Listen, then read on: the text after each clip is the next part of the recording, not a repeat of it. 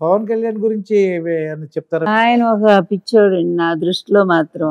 అంటే ఒక పరిపక్వత లేని ఒక లీడర్ అతను. ఆయన ఇప్పుడు డిప్యూటీ సీఎం అండి మనకి. ఎవరైతే ఏం లేండి. ఇప్పుడు ఏ స్థానంలో ఉంటే ఏమైంది? అవునండి. స్థానం కాదుగా, మెచ్యూరిటీని కదా మనం ఆలోచించాల్సింది. ఆయన సరే రాష్ట్రంలో జరుగుతున్న అన్యాయాల మీద స్పందిస్తే ఆయనకు మంచి పేరు వస్తుంది కదా. ఇన్ని కళ్ళ ముందు ఓ మహిళల పక్షాన్ని నేను ఉంటానన్నాడు. 30,000 మంది మరి ఉమెన్ ట్రాఫికింగ్ జరిగిందన్నాడు. తీరా మొన్న అసెంబ్లీలో చూస్తే 30 మంది అన్నారు. వాళ్ళే చెప్పుకున్నారు.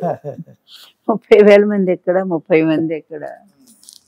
ఇట్లా ఇష్టం వచ్చినట్టు ఒక అబద్ధాల ముఖ్యమంత్రి అంటే చంద్రబాబుని, అబద్ధాల నాయకుడిని ఈయన సపోర్ట్ చేసుకుంటూ అతను అబద్ధాలు మాట్లాడటం అలవాటు చేసుకొని అతనుకున్న క్రెడిబిలిటీ పోగొట్టుకున్నాడు. ఇప్పుడు మరొక వేషం అంతే. ఫస్ట్ ఏమో ఆయన ఎవరు, చేగువేరా శిష్యుడు అన్నాడు. ఆ తర్వాత కమ్యూనిస్టులు అన్నాడు, అది పోయింది. మాయావతి అన్నాడు, అది పోయింది.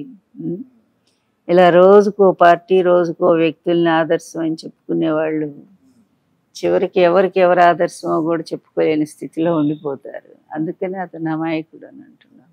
అమ్మ, ఇప్పుడు భార్యాభర్తలు ఎంతో అన్యోన్యంగా ఉండేవారండి. ఇప్పుడు కొత్తగా ఏంటంటే పెళ్లిళ్ళు చేసుకోకుండా సహజీవనం మొదలెడుతున్నారండి. ఇప్పుడు మొత్తం ఫారిన్ కల్చర్ అడాప్ట్ అయిపోయిందండి ఇండియాకి. వాళ్ళు సాధించినటువంటి ఆర్థిక వ్యవస్థ, తర్వాత నాగరికత, తర్వాత ఎంతో ప్రపంచ దేశాల్లో ముందుకు పోయారు. వాళ్ళు అన్ని విధాల డెవలప్మెంట్ సాధించుకున్నారు. దాంట్లో పోటీ పట్టలేదు కానీ కల్చర్లో పోటీ పడుతున్నారు. దానివల్ల వచ్చే బాధలు కూడా ఎదుర్కొంటున్నారు వాళ్ళు. అందువల్ల ఒక్కటేనండి, మారే సమాజంలో మారుతున్న మనస్తత్వాలని మనం ఏమి చెప్పినా వాళ్ళు కన్విన్స్ కారు. వాళ్ళకే దెబ్బ తగిలినప్పుడు మాత్రమే అనుభవానికి వస్తాయి. ఏమని ఈ దారి మంచిది కాదు, వెళ్ళొద్దంటే వినేవాళ్ళు ఉన్నారా? మనం చెప్పి మనం వెర్రివాళ్ళం అవుతాం కదా. అందువల్ల ఈరోజు వ్యవస్థ అయితే పూర్తిగా మారిపోయింది. పెళ్ళిళ్ళ మీద గౌరవం తగ్గిపోయింది. అంతేకాకుండా ఈ సహజీవనం లాంటి పరిస్థితి వచ్చింది. పెళ్ళయి చాలా అసలు కలిసి ఉండలేక ఇబ్బంది పడుతున్న వాళ్ళని చాలా మందిని చూస్తున్నాము.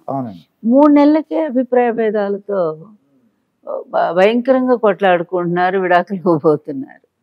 దానికంటే ఇది బెటర్ అని అనుకొని ఉండొచ్చు ఈ యువత కదా. ఈ పెళ్ళయి కొట్లాట్లు పడి కోర్టుల చుట్టూ తిరిగి ఆస్తులు గొడవలు ఇదంతా పడే కంటే ఇష్టపడి వచ్చినటువంటి అమ్మాయి, ఇష్టపడి వచ్చినటువంటి అబ్బాయితో కొన్నాళ్ళు కలిసి జీవించి ఆ తర్వాత ఇద్దరం బాగానే కలిసిపోయాం, మేము పర్వాలేదు అనుకున్నప్పుడు వివాహం